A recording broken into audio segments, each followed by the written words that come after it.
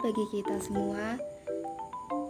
Di sini saya akan membahas tentang pemeriksaan biaya dibayar di muka atau prepaid expense dan pajak dibayar di muka atau prepaid tax.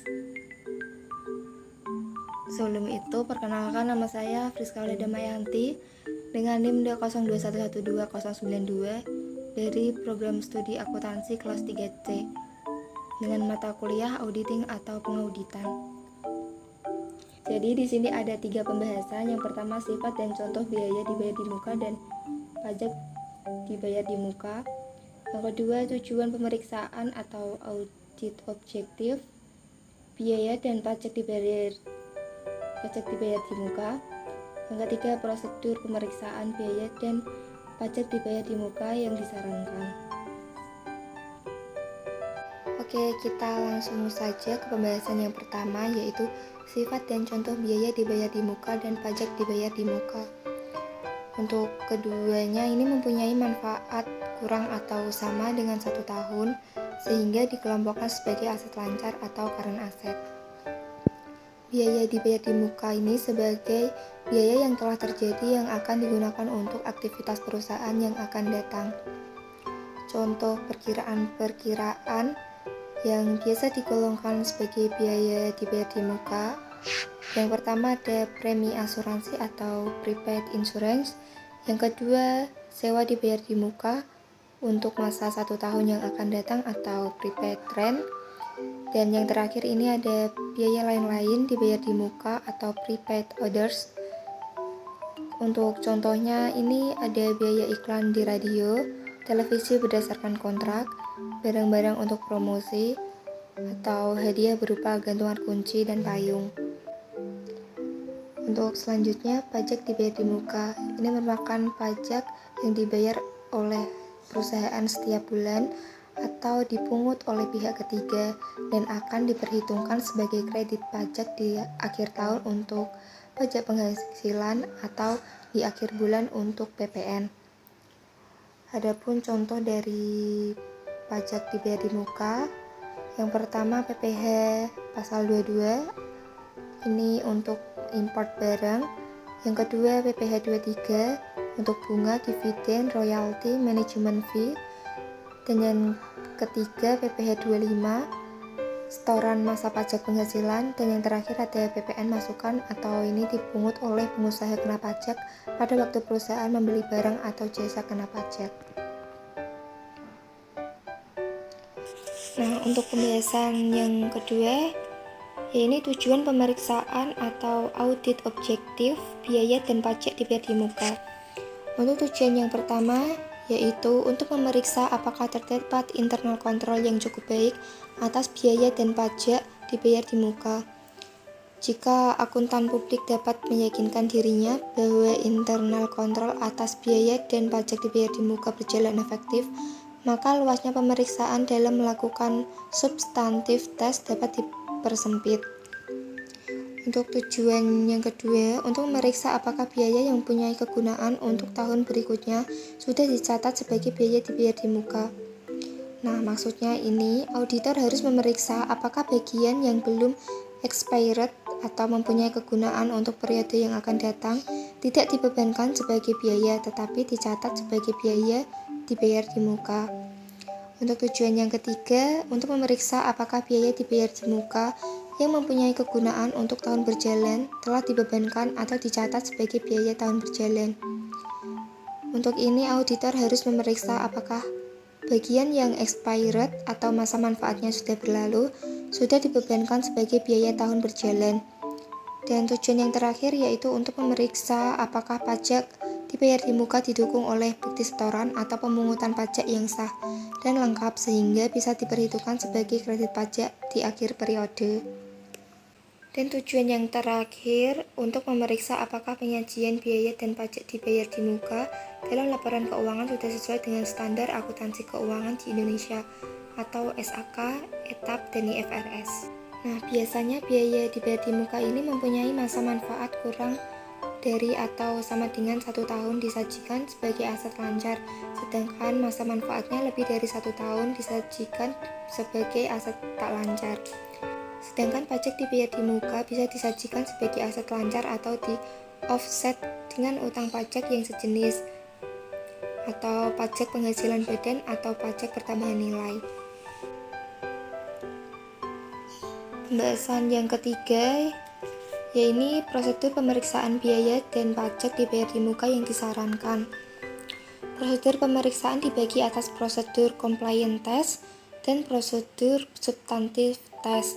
Pembahasan prosedur pemeriksaan untuk substantif test akan dibagi dalam beberapa bagian, yaitu sewa dibayar di muka, premi asuransi dibayar di muka, biaya advertensi dibayar di muka, dan pajak dibayar di muka.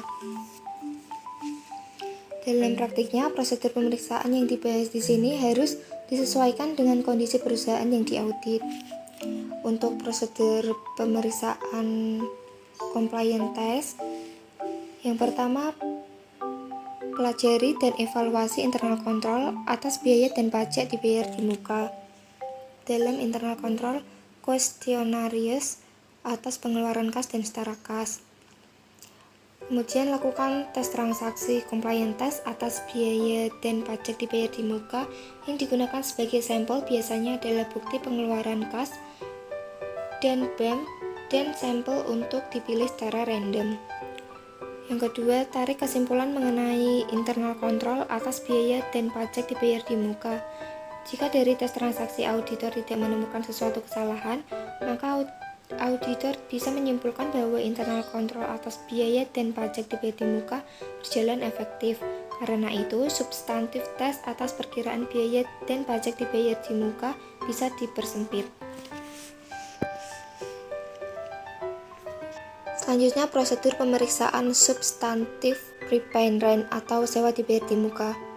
Prosedur yang pertama, minta rincian atau schedule prepaid rent per tanggal laporan posisi keuangan atau neraca. Yang kedua, cek ketelitian perhitungan matematis atau mathematical equity. Yang ketiga, cocokkan saldo prepaid rent per tanggal laporan posisi keuangan atau neraca dengan saldo buku besar general ledger prepaid rent.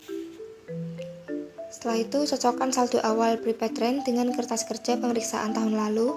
Kemudian lakukan vouching untuk pembayaran prepaid rent di tahun berjalan dan periksa lease agreement. Jika sudah dilakukan compliance test, refer ke kertas kerja compliance test. Selanjutnya, cocokkan total yang dibebankan sebagai biaya sewa ke buku besar biaya sewa. Dalam hal ini, ada biaya sewa yang langsung dibebankan ke perkiraan biaya sewa atau tanpa melalui prepaid rent. Jumlah biaya sewa di buku besar akan terlihat lebih besar. Dan yang terakhir, buat usulan audit adjustment jika diperlukan. Prosedur selanjutnya yaitu pemeriksaan substantif prepaid insurance atau premi asuransi dibayar di muka. Prosedur yang pertama, minta rincian prepaid insurance pada tanggal laporan posisi keuangan atau neraca.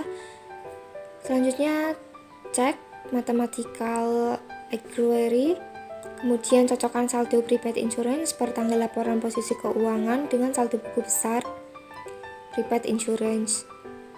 Selanjutnya, cocokkan saldo awal prepaid insurance dengan kertas kerja pemeriksaan tahun lalu. Kemudian lakukan vouching untuk pembayaran premi asuransi di tahun berjalan. Perhatikan apakah ada diskon untuk pembayaran tersebut. Selanjutnya, periksa apakah nilai pertanggungan Kemudian periksa polis asuransi dan cocokkan data dalam polis asuransi dengan rincian prepaid insurance. Kemudian perhatikan apakah di dalam polis Tie-up asuransi atau terdapat cocokkan total yang dibebankan sebagai biaya asuransi apakah dalam besar polis asuransi biaya tersebut asuransi. ada salah satu pasal yang menyebutkan bahwa kalau terjadi klaim karena yang diasuransikan terbakar atau hilang, maka ganti rugi harus dibayarkan kepada bank. Dan yang terakhir, buat usulan audit adjustment jika diperlukan.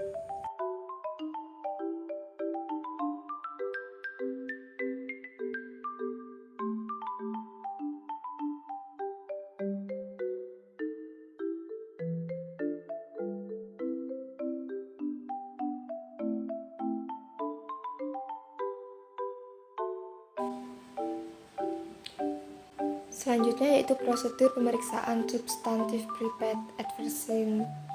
Yang pertama, minta rincian prepaid advertising per tanggal laporan posisi keuangan atau neraca. Yang kedua, cek voting dan cocokkan saldo akhir prepaid advertising ke buku besar dan saldo awal ke kertas kerja pemeriksaan tahun lalu. Ketiga, periksa bukti pembayaran dan surat perjanjian Untuk prosedur iklan TV, selanjutnya radio, yaitu atau pemeriksaan substantif billboard, prepaid tax. dan bukti pembelian Yang pertama, untuk minta barang-barang rincian souvenir. prepaid tax per Dan yang tanggal laporan terakhir, posisi periksa keuangan kebenaran atau neraca. pembebanan ke Rincian biaya bisa untuk berjenis barang-barang pajak souvenir atau harus dicampur. dilakukan stok opnam Yang kedua, atau cek perhitungan fisik voting pada akhir dan tahun. cocokkan saldonya dengan buku besar. Yang ketiga, untuk pajak penghasilan, bandingkan angka prepaid tax di rincian dengan SPT PPh Badan. Yang terakhir, untuk pajak pertambahan nilai atau PPN masukan, bandingkan angka prepaid tax di rincian dengan SPT masa atau SPM. Sekian pembahasan tentang pemeriksaan biaya dibayar di muka dan pajak dibayar di muka.